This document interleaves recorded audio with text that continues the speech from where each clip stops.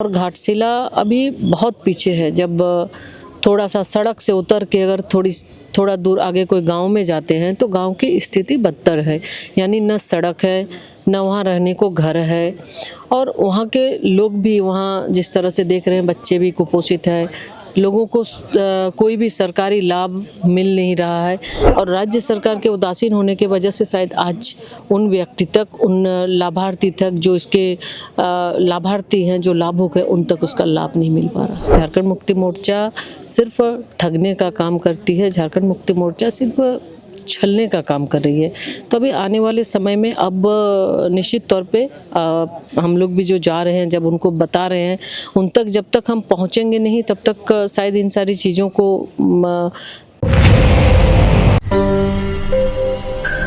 घाटशिला में उपचुनाव होने हैं, तारीख तय हो गई है, 11 नवंबर तारीख है और लगातार अब चुनाव प्रचार तेज है। समय बहुत है नहीं, आज हम इस वीडियो को शूट कर रहे हैं, तारीख 5 है और 11 तारीख को चुनाव होना है। तमाम नेता आ रहे हैं, जा रहे हैं, अपने अपने वादे कर रहे हैं, अपनी अपनी बातों को रख रहे हैं। हमारे साथ फिलहाल बात करने के लिए केंद्रीय मंत्री अन्नपूर्णा जी हैं। बात करते हैं, क्षेत्र में ये भी हैं, कल इनकी एक सभा हुई, कल एक कार्यक्रम में, आज भी एक सभा है, कुछ इलाकों में घूमी भी हैं। तो क्या इनको समझ में आया वो समझते हैं, और आखिर जीत का मंत्र क्या है। मैडम, पहले तो समय देने के लिए बहुत बहुत नमस्कार। आप हैं, 2 दिनों से घूम रहे हैं, क्या देख पाए हैं इन इलाकों में? आप जिस इलाके से हैं, कोडरमा जिस इलाके से हैं, वहाँ से और यहाँ में क्या अंतर देख पाए? देखिए, कोडरमा और घाटशिला की बात करें तो ज़मीन आसमान का अंतर दिख रहा है। सिर्फ सड़क होने से नहीं होती है, मतलब यहाँ पे जिस तरह से लगातार झारखंड मुक्ति मोर्चा का प्रतिनिधित्व रहा, और घाटशिला अभी बहुत पीछे है। जब थोड़ा सा सड़क से उतर के अगर थोड़ा दूर आगे कोई गांव में जाते हैं तो गांव की स्थिति बदतर है। यानी न सड़क है, न वहाँ रहने को घर है, और वहाँ के लोग भी, वहाँ जिस तरह से देख रहे हैं, बच्चे भी कुपोषित है, लोगों को कोई भी सरकारी लाभ मिल नहीं रहा है।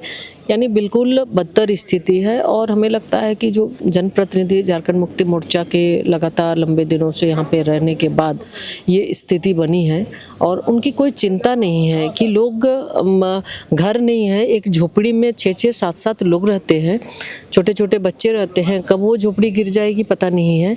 और उसी स्थिति में वो जाते हैं, दूरस्थ जगहों पे जंगल जाते हैं, वहाँ से लकड़ी लाते हैं, तो ना पीने का पानी की व्यवस्था है, न घर है, न शौचालय, कोई भी व्यवस्था नहीं है। तो देख के ऐसा लग रहा है कि बिल्कुल मतलब झारखंड का परिदृश्य ही ऐसे जगह पे आने के बाद वो एकदम मन ही वो बदल गया कि ऐसे भी आज भी हमारे झारखंड के लोग इस तरह से इतनी कठिनाई में जीवन जी रहे हैं। और हम तो ये बिल्कुल इस बात को कहेंगे कि झारखंड मुक्ति मोर्चा के नेता, मुख्यमंत्री हों से मुख्यमंत्री जी या फिर अन्य आते हैं, बड़ी बड़ी बातें करते हैं, और लेकिन उनके सिर्फ वादे खोखले वादे हैं, और ये घाटशिला में ये दिख रहा है। और बहुत ही खराब स्थिति है यहाँ पे। हमें लगता है कि सरकार अभी तक, अगर आपने शुरू में ही कहा कि कोडरमा और यहाँ की, कोडरमा की तुलना करें तो आज यहाँ जो स्थिति है, हमें नहीं लगता है कि कहीं भी वहाँ पर घूम जाएंगे तो इस तरह की स्थिति होगी। यानी पहुँच पथ से लेके आवास, हर तरह की सुविधाएं हैं, लेकिन यहाँ तो बहुत ही बदतर स्थिति है। तो हम आपके माध्यम से लोगों से आग्रह करेंगे कि इस तरह जो अभी बदतर स्थिति में जी रहे हैं, कि अभी भी कुआं से पानी पी रहे हैं लोग। नल जल योजना जो बहुत ही महत्वाकांक्षी योजना माननीय प्रधानमंत्री जी का था कि हर घर को शुद्ध पेयजल देंगे, पीएम आवास के माध्यम से लोगों को आवास देंगे, नल जल के माध्यम से जल, शुद्ध पेयजल की, टैप वाटर रहेगा, शुद्ध पेयजल की व्यवस्था होगी।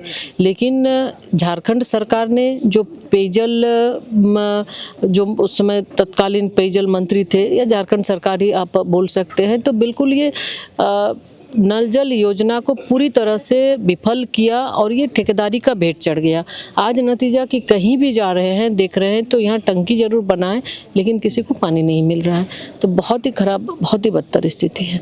आज झारखंड की बात करें, खास करके प्रिमिटिव ट्राइब्स की अगर हम बात करें, तो उसके लिए माननीय प्रधानमंत्री जी ने पीएम जनमन योजना की शुरुआत की, और जनमन योजना के माध्यम से कि उनका जहाँ भी प्रिमिटिव ट्राइब्स के हमारे लोग हैं, उनके लिए आवास की व्यवस्था हो, सड़क की व्यवस्था हो, हर एक सुविधा करने के लिए भारत सरकार तत्पर है, लेकिन कहीं न कहीं राज्य सरकार उदासीन है और राज्य सरकार के उदासीन होने की वजह से शायद आज उन व्यक्ति तक, उन लाभार्थी तक, जो इसके लाभार्थी हैं, जो लाभुक है, उन तक उसका लाभ नहीं मिल पा रहा। मतलब इतनी समस्याओं के बावजूद भी यहाँ जो ट्राइब लोग हैं, जो यहाँ के आदिवासी हैं, चाहे प्रिमिटिव ट्राइब हो चाहे संथाल, जिस कम्युनिटी के दिमाग में एक चीज़ है थी धनुष, एक मतलब जेएमएम का जो लोगो है, उसको कैसे आप लोग हटा पाएंगे? देखिए बिल्कुल अब लोग इस चीज़ को समझ रहे हैं और ये प्रयास हम सबका भी है। सबसे पहला तो विकास, और ये माननीय प्रधानमंत्री जी का लक्ष्य है, सबका साथ सबका विकास की बात हम करते हैं, तो इस मंत्र के साथ कि सब तक विकास की किरण पहुँचे, और निश्चित तौर पे ये हम लोग प्रयास करेंगे कि सबसे पहले तो जो उनका अधिकार है, जो उनका हक है, वो उनको मिले। इसके लिए हम सब लोग आगे भी काम करेंगे। और अब धीरे धीरे लोग इस चीज़ को महसूस करने लगे हैं कि झारखंड मुक्ति मोर्चा सिर्फ ठगने का काम करती है, झारखंड मुक्ति मोर्चा सिर्फ छलने का काम कर रही है।